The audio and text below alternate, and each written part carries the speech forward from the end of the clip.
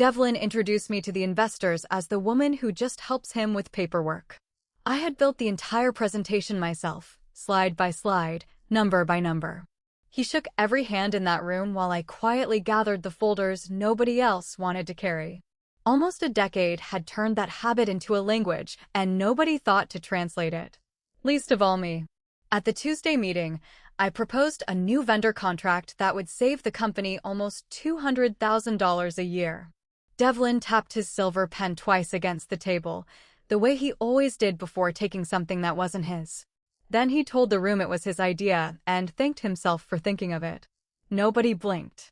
I wrote the follow-up email that afternoon, CCNG everyone, and signed it with his name because that was the process he had built around me. At the company holiday party, he stood at the podium and thanked every department head by name. He thanked the sales team, the operations team, even the intern who had joined in September. My name never came up. I stood near the back with a glass of wine I wasn't drinking and watched him enjoy the applause I had, in some quiet way, written for him. At his mother's dinner table, Nora touched her pearl bracelet and said that a good wife doesn't keep score of how much she works. Devlin smiled at his plate. Nobody at that table knew I had closed a 7-figure deal that same morning from my phone under the tablecloth, while Nora explained what a good wife looks like. I kept working. I ran the contracts, the negotiations, the books, the hiring, the firing, the late-night calls with clients in other time zones. My name was on none of it in any way that mattered. My navy blue folder sat beside me through all of it, an ordinary object that held extraordinary things, and nobody looked at it twice. In the conference room, there was a whiteboard with the quarterly numbers written out in my handwriting.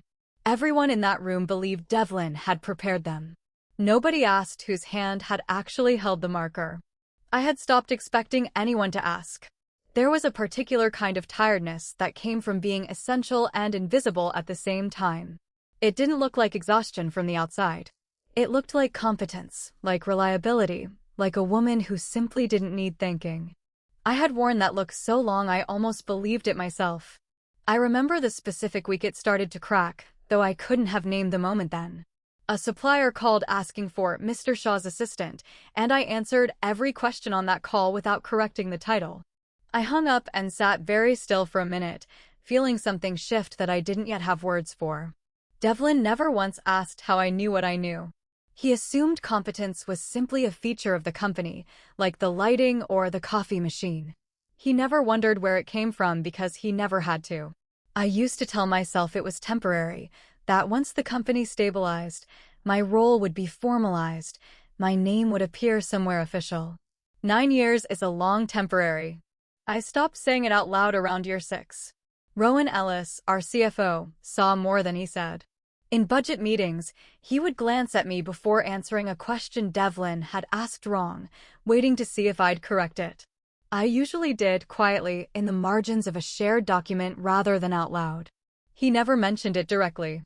He just watched and waited, in a way that felt less like indifference and more like patience. The pattern held for years because it worked for everyone except me. Devlin got the credit. The company got the results. I got the folder, the late nights, and a chair at the edge of every celebration that was, in some real sense, mine to begin with.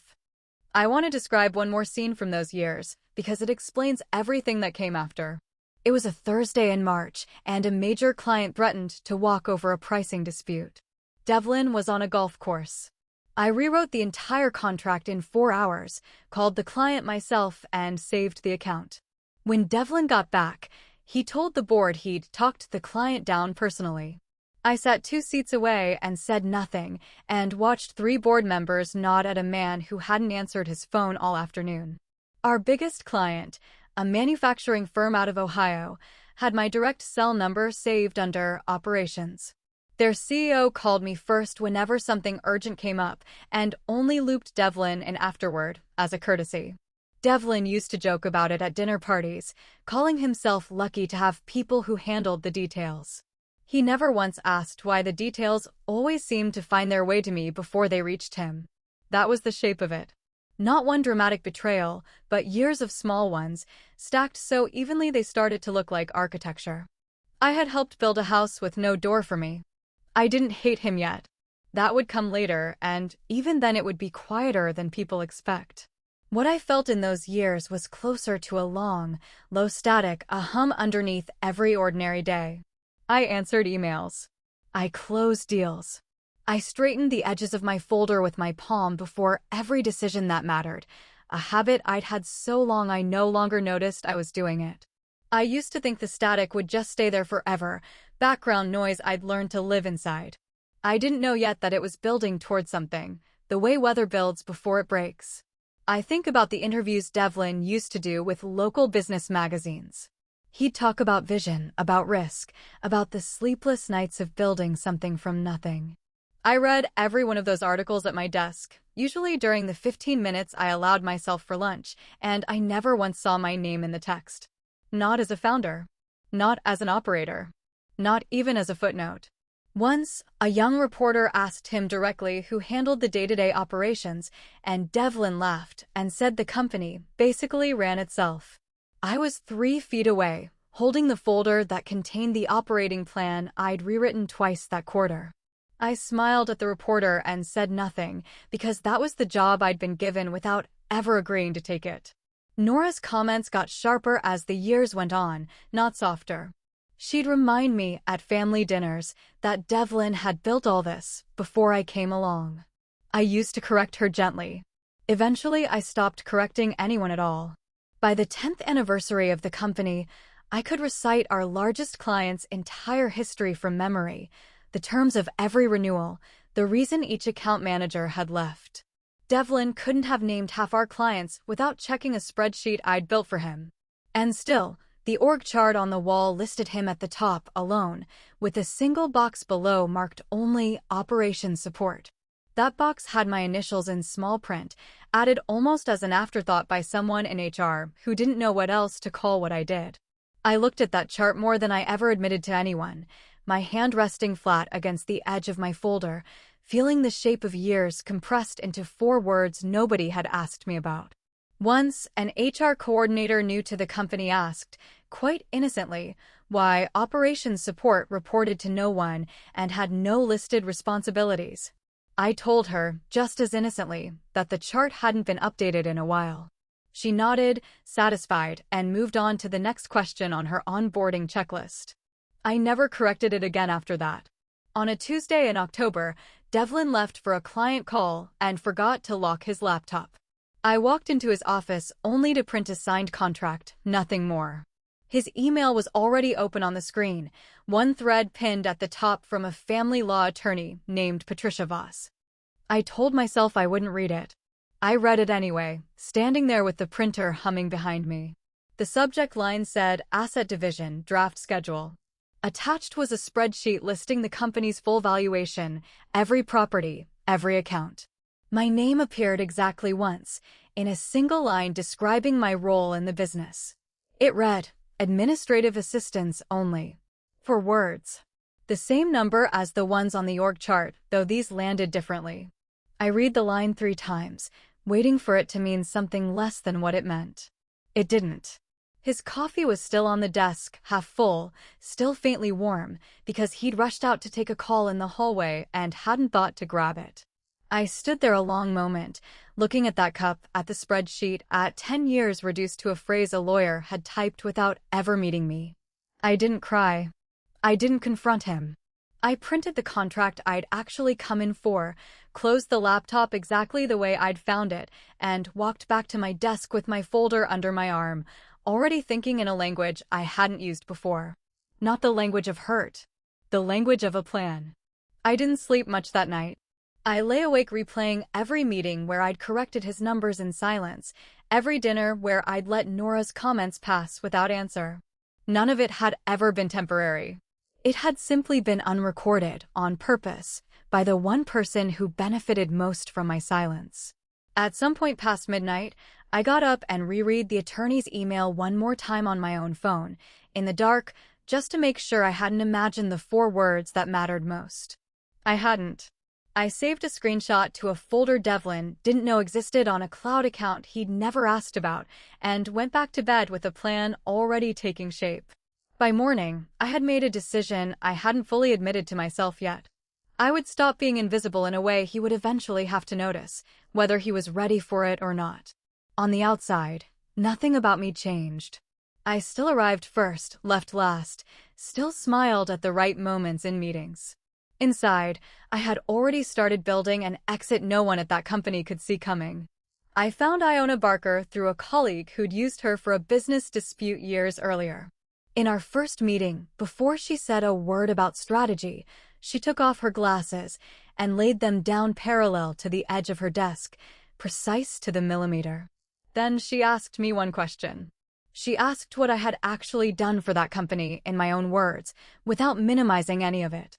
Nobody had asked me that question in 10 years. I talked for almost 40 minutes. Over the following weeks, we built a record most companies never think to keep on any single employee, let alone a spouse. I forwarded years of emails where I'd negotiated contracts under my own name, even when the signature block said his. I archived the financial reports I'd authored. I added the board memos I'd drafted and the hiring decisions I'd made alone while Devlin was traveling. Iona organized it all into a single, methodical file.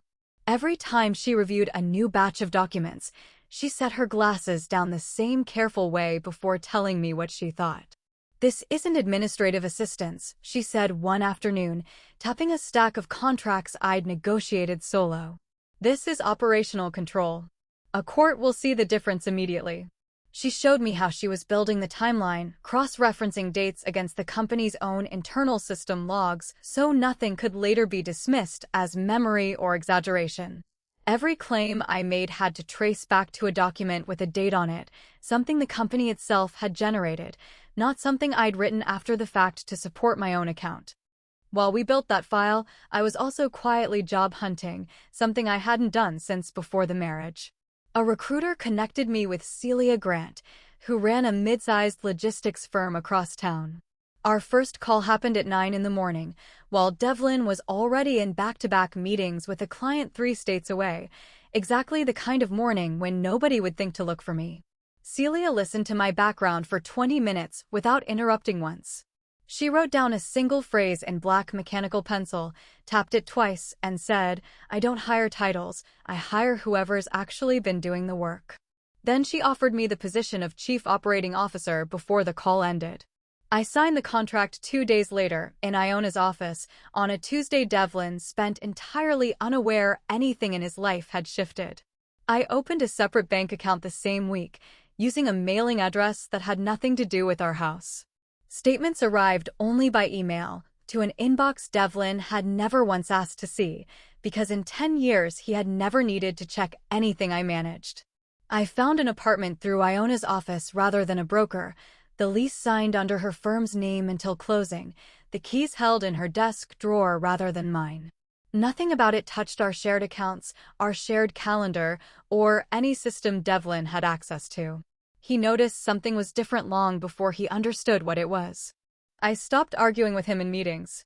I stopped correcting his mistakes before clients saw them. I stopped reminding him of deadlines he'd always relied on me to track. He mentioned once, almost lightly, that I'd gotten easier to work with lately. He had no idea he was describing the sound of a system quietly failing without him. Rowan noticed differently.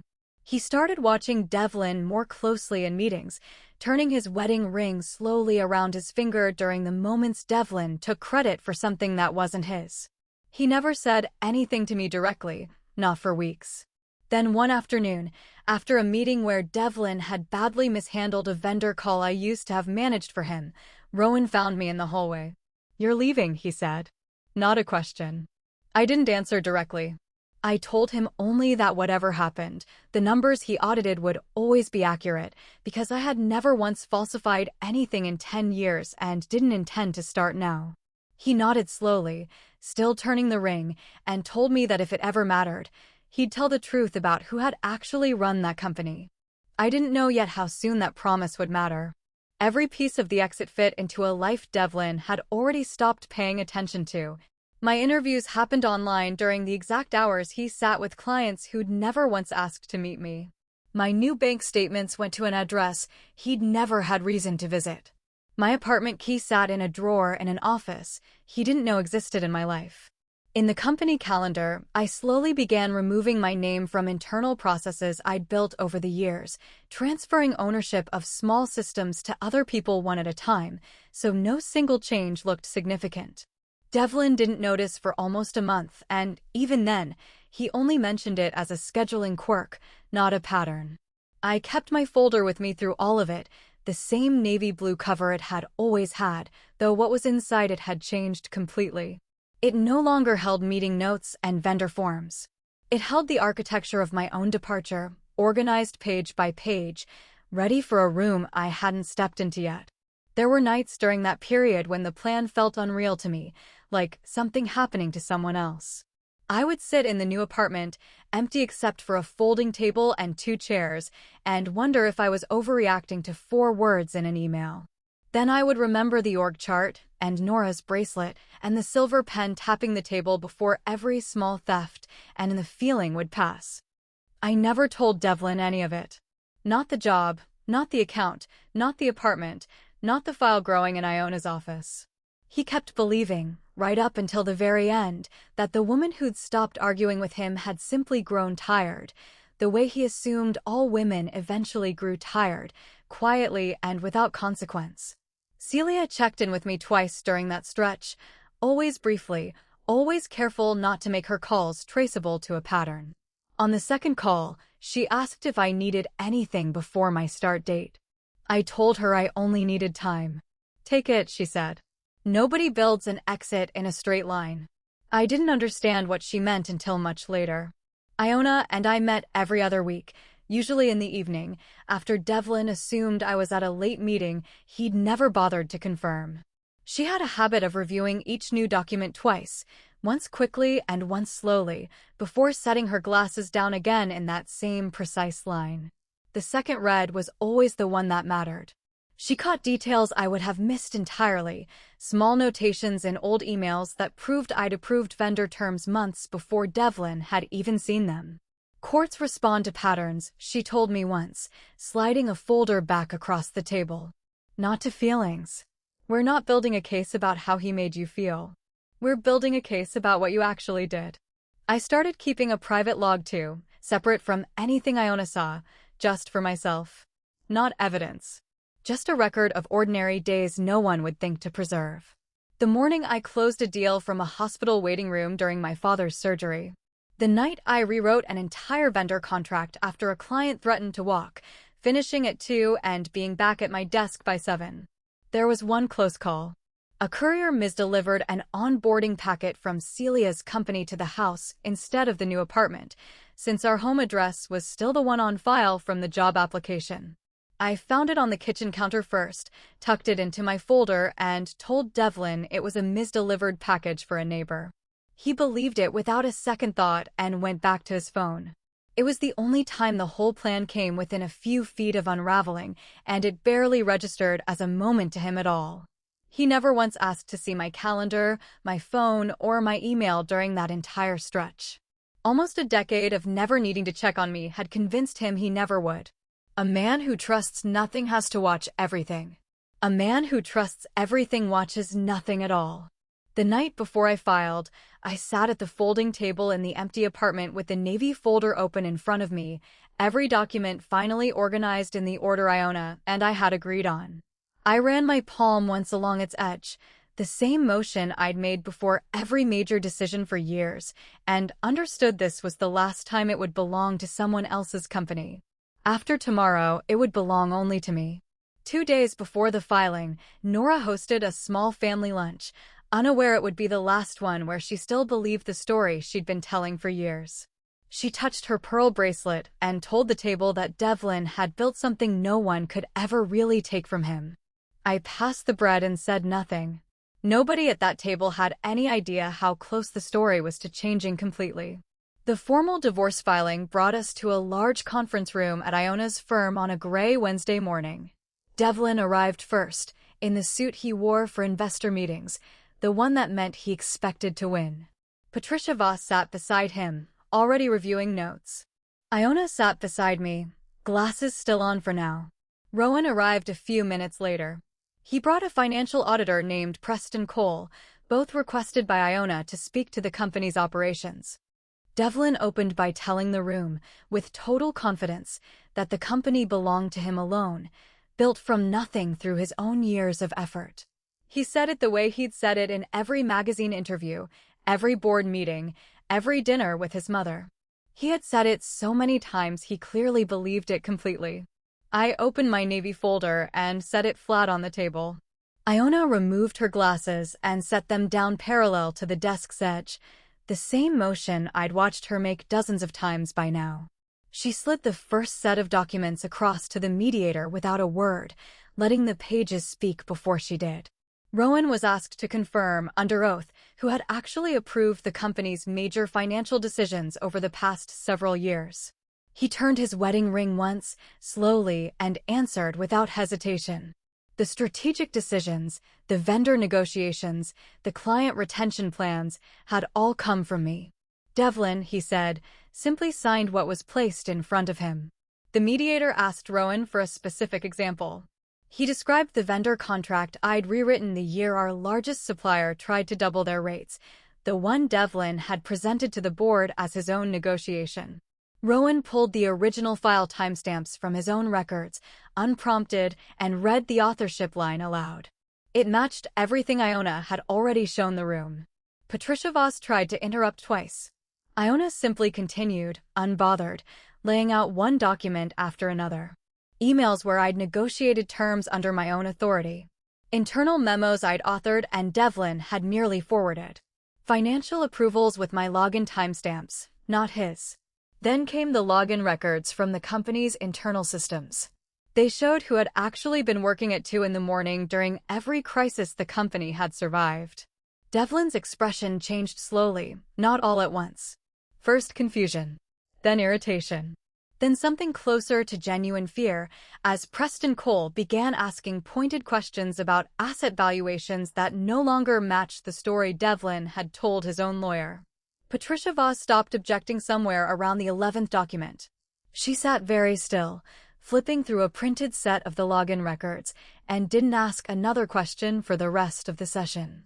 Devlin tried once more to reclaim the room, insisting that even if I'd helped with certain decisions, the company itself was still legally his. Iona answered him calmly, citing the operational control doctrine she'd explained to me weeks earlier, the same phrase she'd used the first time she reviewed my file. A court, she said, looks at who actually ran a business, not only whose name sits on the founding paperwork. The mediator asked for a short recess to review the material properly. During that recess, nobody in the room spoke to me directly, but nobody needed to. The silence itself had already answered the question Devlin had walked in believing was settled. When the session resumed, a large screen at the front of the room lit up. Iona's laptop was connected, and the final set of records began to scroll, years of signatures, approvals, and client correspondence, in exact chronological order.